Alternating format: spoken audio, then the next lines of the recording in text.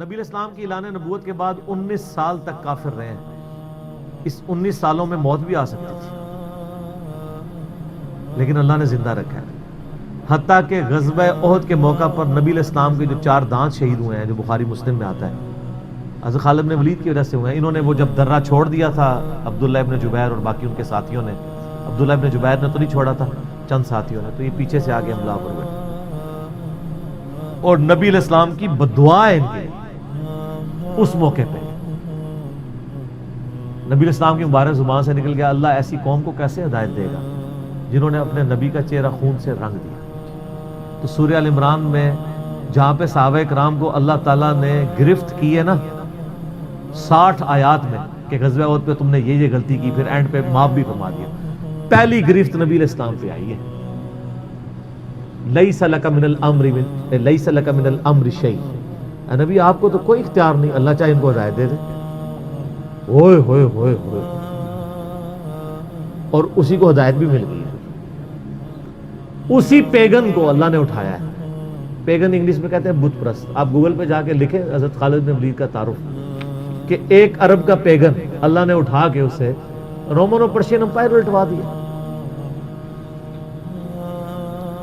پھر 19 سال تو کفر میں گزرے ان کے، اسلام میں ان کے 19 سال نہیں گزرے سر، بمشکل 10-11 سال. لیکن انہوں نے اپنے 19 سالوں کے بھی سارے گناہ دھلوا دیے.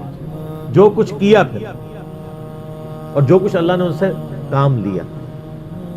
یہ ایک الگ سے تلخ حقیقت ہے کہ سیدنا خالد بن ولید سے نبی علیہ السلام کے مبارک زمانے میں بھی اور بعد میں بھی بحیثیت انسان کچھ غلطیاں ہوئی ہیں، بخاری مسلم میں رپورٹ ہوئی ہیں. لیکن کسی شخص کی چند ایک غلطیوں سے اس کا پورا پلڑا ادھر کا ادھر نہیں ہو جاتا. اللہ بھی قیامت والے دن نیکیوں اور برائیوں کو تولے گا. نیکیاں زیادہ ہوں گی تو پھر اس کو یہ نہیں کہا جائے گا کہ یہ تو نے اتنی بڑی برائی کیوں کی تھی، پھر وہ پاس ہو چکا ہے. چاہے کسی ایک سوال میں اس کے 0 نمبر بھی آئے ہوئے ہیں، پاس ہو چکا تو اس کا تانا بھی نہیں دیا جائے گا، نیور. تو 2-4 واقعات کو لے کے اس طریقے سے کسی بندے پہ چڑھائی کرنا یہ بالکل زیادتی والی بات ہے. سیدنا خالد بن ولید سیف اللہ ہے، اس میں کوئی شک نہیں ہے. صحیح بخاری میں جو یہ حدیث کہتے ہیں نا، یہ حدیث بڑی مشہور ہے. غزوہ موتا کے موقع پر آپ کو پتہ ہے نبی علیہ السلام نے رومن امپائر کی طرف اپنا ایک ایلچی روانہ کیا تھا خط بھیج کے. اس ایلچی کو قتل کر دیا گیا تھا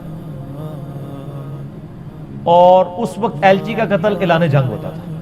تو نبی علیہ السلام نے ایک لشکر روانہ کیا زید بن حارثہ کی قیادت میں. نبی علیہ السلام کے منہ بولا بیٹا جس کا نام قرآن میں ہے، واحد صحابی جس کا نام قرآن میں ہے، زید. لیکن ساتھ ہی آپ نے فرمایا، صحیح بخاری میں الفاظ ہیں کہ اگر زید فوت ہو جائے، مسند احمد میں ڈیٹیل موجود ہے انہی الفاظ کے ساتھ کہ زید فوت ہو جائے تو جعفر کو اپنا امیر بنا لینا. جعفر فوت ہو جائے، شہید ہو جائے تو پھر عبداللہ بن رواحہ کو بنا لینا. اگر وہ بھی شہید ہو جائے پھر تو اپنی مرضی سے کسی کو امیر چن لینا. یہ مسند احمد میں. بخاری میں الفاظ ہیں کہ صحابہ کرام کہتے ہیں نبی علیہ السلام مدینہ شریف میں تھے اور آپ علیہ السلام کی آنکھوں سے مسلسل آنسو رواں تھے اور آپ نے کہا کہ میرے زید کو شہید کر دیا.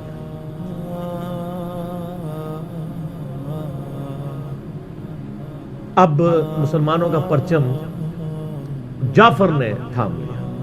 جعفر بھی حضور کے لاڈلے سے، آپ کو پتہ ہے، جعفر طیار حضرت علی کے بھائی، جن کے بارے میں بخاری میں آتا ہے کہ ان کے 2 بازو کٹ گئے تھے تو آپ علیہ السلام فرمایا میں نے اسے جنت میں اڑتے ہوئے دیکھا، اللہ نے اس کو 2 پر دے دیے.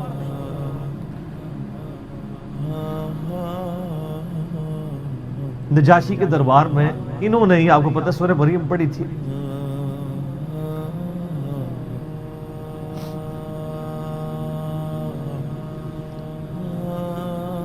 پھر آپ نے فرمایا کہ جعفر کو شہید کر دیا گیا. اب عبداللہ ابن رواحہ نے پرچم تھام لیا. پھر آپ نے فرمایا اسے بھی شہید کر دیا گیا. پھر آپ نے فرمایا اب اللہ کی تلواروں میں سے ایک تلوار کو مسلمانوں نے اپنا امیر چن لیا اور میں اللہ سے امید کرتا ہوں اللہ تعالیٰ اس کے ہاتھ پہ فتح دے اور فتح ہو بھی گئی. یہ بخاری کی جو حدیث ہے نا، اس کے اوپر امام بخاری نے باب باندھا ہے مناقب خالد ابن ولید. حالانکہ اس میں خالد ابن ولید کا نام نہیں تھا، لیکن اس حدیث کے اوپر باب کیا باندھا؟ خالد ابن ولید، کیونکہ وہ سیف اللہ وہ تھے. سیوف من سیف من سیوف اللہ، اللہ کی تلواروں میں سے ایک تلوار کے ہاتھ میں جھنڈا آ گیا، اللہ تعالیٰ فتح دے دے گا، فتح ہو گئی۔ اس کے 3-4 طریقے بخاری میں، باقی طریق کے اندر نہ خالد بن ولید کا نام بھی موجود ہے کہ خالد بن ولید کے ہاتھ میں اب پرچم آ گیا، اللہ نے فتح دے دی۔ اچھا، اور وہ فتح یہ ہوئی کہ بہت بڑا لشکر سامنے سے آ گیا تھا، حضرت خالد بن ولید اپنے لشکر کو بچا کے واپس لے آئے۔ ایک غزوہ موتا تھا، اور صحیح بخاری میں آتا ہے کہ 9 تلواریں حضرت خالد کے ہاتھ میں ٹوٹی تھیں اس دن، 9 تلواریں اس جنگ کے دوران۔ واپس آ گئے، پھر بعد میں خیر وہ ایک رومن امپائر والا پھر یرموک پہ جا کے کنکلوژن ہوئی نا۔ یہاں پہ بخاری میں الفاظ ایک طریق میں خالد بن ولید ہیں، دوسری میں سیف اللہ، اور امام بخاری نے باب بھی باندھ دیا تو سیف اللہ ثابت ہو گیا۔ اسی حدیث کا جو طریق مسند احمد میں ہے اس میں الفاظ ہیں اللہ کی تلواروں میں سے ایک تلوار خالد ابن ولید۔ جامعہ ترمذی میں ایک حدیث صحیح سند کے ساتھ ہے کہ نبی الاسلام کے سامنے سے حضرت خالد ابن ولید گزرے تو آپ نے فرمایا کہ خالد بن ولید کتنا نیک بندہ ہے اللہ کا، اللہ کی تلواروں میں سے ایک تلوار ہے۔ آپ دیکھیں جس شخص کے لیے نبی الاسلام کی مبارک زبان سے بددعا نکلی، اسی مبارک زبان سے ان کو اللہ کی تلوار کا قرار دے دیا گیا۔ ذالک فضل اللہ یؤتی من یشاء، یہ اللہ کی بے نیازی ہے۔ آپ تو کسی ایسے شخص کو معاف بھی نہ کرتے جس کی وجہ سے نبی کے 4 دانت شہید ہوئے، اللہ دیکھیں کیسے کیسے مجرمین کو معاف کر کے کس ایپیکس پہ فائز کر دیتا ہے، بندے نہیں معاف کرتے۔ اس طریقے سے صحیح بخاری میں حدیث ہے، حضرت عبداللہ ابن عباس کہتے ہیں کہ مجھ سے سیف اللہ خالد ابن ولید نے خود یہ حدیث بیان کی، تو بخاری میں خود سیف اللہ لقب عبداللہ ابن عباس نے، کہ ایک دن حضرت خالد ابن ولید نبی علیہ السلام کی بیوی سیدہ میمونہ جو کہ میری خالہ بھی ہیں حضرت عبداللہ ابن عباس، ان کے ہاں نبی علیہ السلام کے پاس بیٹھے ہوئے تھے، تو انہوں نے بھونی ہوئی دب لا کے رکھی، عربی میں دب کہتے ہیں، دال با دب، اردو میں ہم اسے وہ گو، ویسے گو کا لفظ اپروپریٹ نہیں ہے، سانڈا لفظ ہے اصل میں، چھپکلی سے تھوڑی سی بڑی ہوتی ہے، حلال ہے کیونکہ یہ سبزی خور ہے، ہاں یہ سبزی خور ہے، عربی بڑے شوق سے کھاتے ہیں گو، دب کہتے ہیں۔ آپ یوٹیوب پہ بھی دب لکھیں نا تو پوری عربیوں کی ویڈیوز کھل جائیں گی۔ دب لا کے رکھی گئی بھنی ہوئی، تو حضرت خالد بن ولید کہتے ہیں میں بڑے شوق سے کھانا شروع کیا اور حضور مجھے بڑے دیکھ رہے تھے ایسے، وہ یعنی اتنے ذوق و شوق سے کھا رہے تھے، تو میں نے کہا یا رسول اللہ آپ بھی، تو آپ فرمایا کہ میرے علاقے کی غذا نہیں ہے، میں نہیں کھاتا، یعنی حرام۔ ان کا یا رسول اللہ کیا حرام ہے؟ آپ فرمایا نہیں حرام نہیں ہے، مجھے پسند نہیں ہے۔ اس سے یہ بھی بات پتہ چلی کہ اگر کسی کو کوئی رزق پسند نہ ہو تو اس میں کوئی گناہ اور عیب والی بات نہیں ہے۔ یہاں تو کہتے ہیں جس کو کدو پسند نہیں ہے اس کی گردن اتار دو، کہتے ہیں نا قاضی ابو یوسف کی طرف ایک جھوٹا واقعہ مشہور کیا ہوا ہے، وہ اللہ نے یعنی اتنی چیزیں اس لیے بنائی ہیں نا، کسی کو ایک چیز پسند ہوگی کسی کو دوسری، تو اس میں بھی سیف اللہ کے الفاظ ہیں۔ اس کے علاوہ صحیح مسلم میں ایک حدیث ہے، آپ کو پتا ہے ذوالخویسرہ التمیمی نجدی خبیث جس نے کہا تھا اے محمد اللہ سے ڈر اور انصاف کر، بخاری مسلم دونوں میں آتا ہے، تو آپ فرمایا اگر میں انصاف کرنے والا نہیں تو کون ہے؟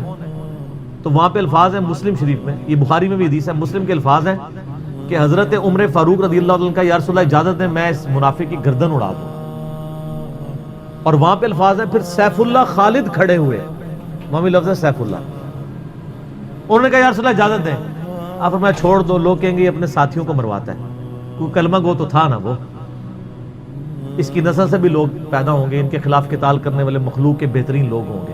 اور ابو سعید خدری کہتے ہیں کہ وہ حضرت علی کے زمانے میں جب یہ ظاہر ہوئے تو حضرت علی کے ساتھ مل کے ہم نے ان خوارج کے خلاف قتال کیا تھا، تو یہ مسلم میں بھی سیف اللہ کے الفاظ موجود ہیں۔ باقی حضرت خالد بن ولید رضی اللہ تعالیٰ عنہ کی پرسنالٹی یعنی بڑی ایکسٹراڈنری ہے۔ آپ دیکھیں کہ آلموسٹ ان کی جو عمر مبارک ہے وہ بلو 45 تھی جب وہ فوت ہوئے ہیں، حضرت عمر کے دور کے اندر۔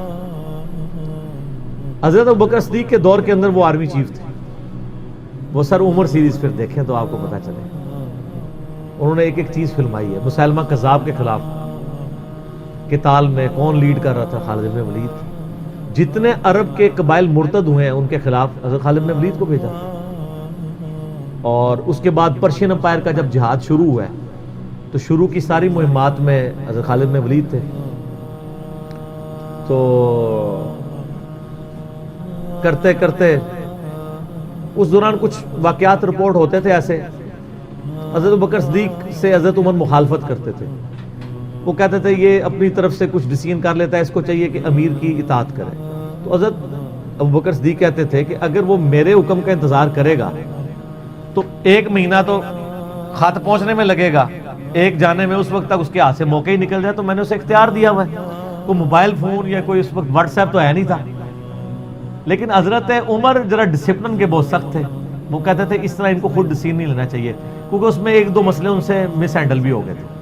تو جب اتنے بندہ کام کر رہا ہوتا ہے 1-2 مسئلے تو مس ہینڈل ہو جاتے ہیں. ہم سمجھتے ہیں مس ہینڈل ہونے کا مطلب ہے 0 سے ملٹیپلائی. ایک طبقہ یہ سمجھتا ہے, دوسرا کہتا نہیں کہ چونکہ اس کی شان بہت ہے لہذا مس ہینڈل ہو نہیں سکتا. یہ دونوں ایکسٹریم ہیں. وہ پیغمبر ہی ہے جس کو اللہ تعالیٰ نے رول ماڈل بنایا ہے, وہی بیلنس ہے. تو پھر جنگ یرموک کا موقع جب آیا, رومن امپائر کے خلاف فیصلہ کن جنگ تھی جو, تو عین میدان جنگ میں حضرت بکر صدیق فوت ہو گئے. حضرت عمر نے پہلا ڈیسیژن یہ کیا کہ خالد بن ولید کو آرمی چیف کے عہدے سے معزول. ہائے ہائے سر, بالکل آپ آخری اوور چل رہے ہو اور آپ کا جو پلیئر سینچری مار رہا ہو, آپ اس کو کہیں اس کو واپس آ جاؤ اور ایک نیا پلیئر بھیج دیں. جو کریز پہ سیٹ تھا اس کو آپ واپس بلا لیں. یہ وہ شخص کر سکتا ہے جس کا خدا پہ یقین ہو. تو اور آپ کو پتہ ہے حضرت عمر کے رشتہ دار تھے قریبی, انہی کے قبیلے سے تھے حضرت خالد بن ولید. حضرت خالد بن ولید کو پتہ تھا کہ یہ اگر عمر خلیفہ بنے گا نا تو پھر میرا معاملہ پہلے ہوگا. اور وہی ہوا. ابو عبیدہ ابن جراح کو بنا کے بھیج دیا.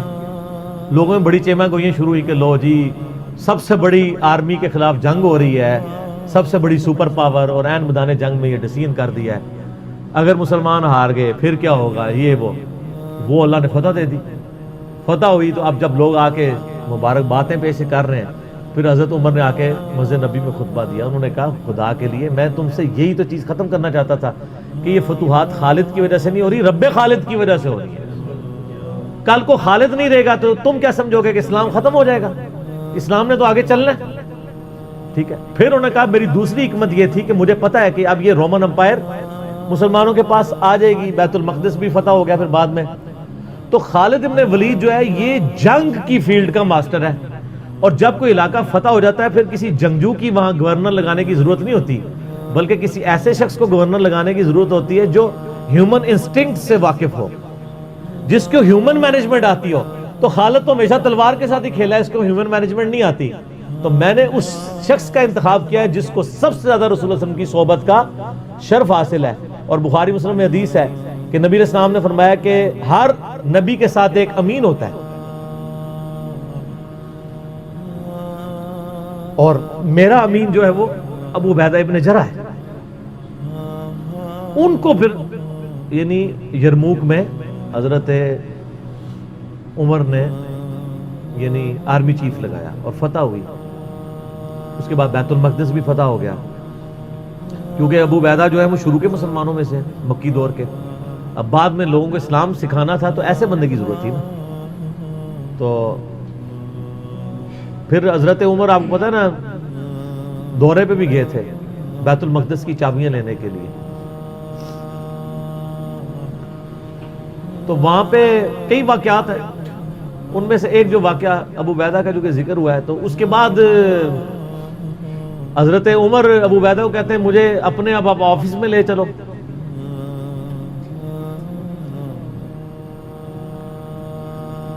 دنیا کی سب سے بڑی سپر پاور فتح کی ہو جس بندے نے, آپ سمجھیں کہ ایک بندے نے امریکہ فتح کیا ہے, کسی جنرل نے, واشنگٹن ڈی سی میں اس کا آفس تو ہونا چاہیے.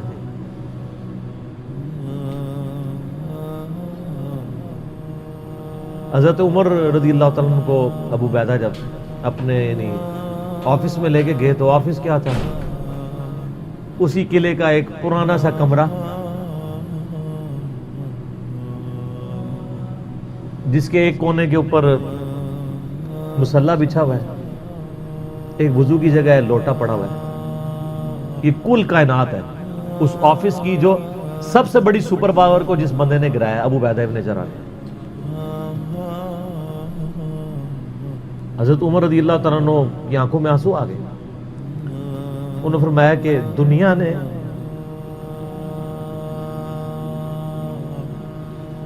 ہر بندے کے اوپر اپنا اثر چھوڑا ہے سوائے ابو عبیدہ ابن جراح کے. دنیا سے شکست نہیں دے سکے. دنیا سے مراد دنیا کی محبت. ہر بندے نے اپنا حصہ لے لیا. اس لیے آپ کو پتا ہے نا کہ حضرت عمر اپنے دور خلافت میں ابو عبیدہ ابن جراح کو بار بار خط لکھتے رہے کہ آپ ادھر آ جائیں, کیونکہ حضرت عمر چاہتے تھے کہ میں اپنے بعد ان کو خلیفہ نامزد کروں, اس لیے کہ وہ امین الامت ہے. لیکن وہ پھر حضرت عمر کے دور میں طاعون کے مرض میں وبا جو پھیلی تھی شام میں, اس میں وہ پھر شہید ہو گئے. تو وہی ان کا پھر وہ قبر بن گئی. سر میرا سوال ہے کہ طاعون کا مرض آپ کو پتا ہے کہ کیا تھا؟ جسم پہ پورے پھوڑے نکلتے تھے کینسر کے. تو کیا حضرت ابو عبیدہ ابن جراح ناکام گئے دنیا سے؟ کیسا جی کوئی بندہ مرا تھا, بڑا نورانی چہرہ تھا, یہ تھا وہ تھا. ہر بندے نے اپنے بنائے ہوئے. ایک بندہ پھوڑوں کی تکلیف سے مرا ہے, بخاری مسلم کی حدیث ہے, جو طاعون کے مرض میں مرا وہ شہید ہے. تو وہ مرے تو بستر مرگ پہ ہے لیکن شہید ہے. اور دوسری طرف خالد بن ولید آپ دیکھ لیں, سینکڑوں جنگوں میں حصہ لیا انہوں نے, کسی ایک جنگ میں شکست نہیں کھائی. حتیٰ کہ جو کافروں کی طرف سے بھی غزوہ احد لڑی ہے اس میں بھی ان کو شکست نہیں ہوئی. جسم پہ حضرت خالد بن ولید کہا کرتے تھے میرے جسم کا کوئی حصہ نہیں جس پہ برچھی یا نیزے یا تلوار کا نشان نہ ہو. ظاہر ہے اتنی جنگوں میں زخم لگ جاتے ہیں, لیکن میں بھی آج ایک بوڑھے اونٹ کی طرح بستر مرگ پہ مر رہا ہوں. میں نے سینکڑوں جنگوں میں اپنی موت کو تلاش کیا لیکن موت نہیں آئی. اس کا مطلب ہے موت جو ہے وہ اس پہ ڈیپینڈنٹ نہیں ہے کہ آپ میدان جنگ میں گئے ہوئے ہیں. ان کو موت میدان جنگ میں اس لیے نہیں آنی تھی کہ وہ اللہ کی تلوار تھے. اللہ کی تلوار تو نہیں ٹوٹ سکتی تھی. تو ان کا آج میں بھی بوڑھے اونٹ کی طرح بستر مرگ پہ مر رہا ہوں. صرف میں تمہیں یہ بتانا چاہ رہا ہوں کہ موت کا میدان جنگ سے کوئی تعلق نہیں. ویسے تو مسلم شریف میں حدیث ہے جو شخص شہادت کی تمنا کے ساتھ اپنے بسترے پہ بھی مرا اللہ تعالیٰ اسے شہید ہونے کا ثواب دے دے گا. ہمیں نیت کرنی چاہیے. یہ حضرت خالد بن ولید کے شعر ہیں کہ میں بھی اگر موت میدان جنگ میں آتی تو مجھے آتی جس نے سینکڑوں مار کے لڑے ہیں.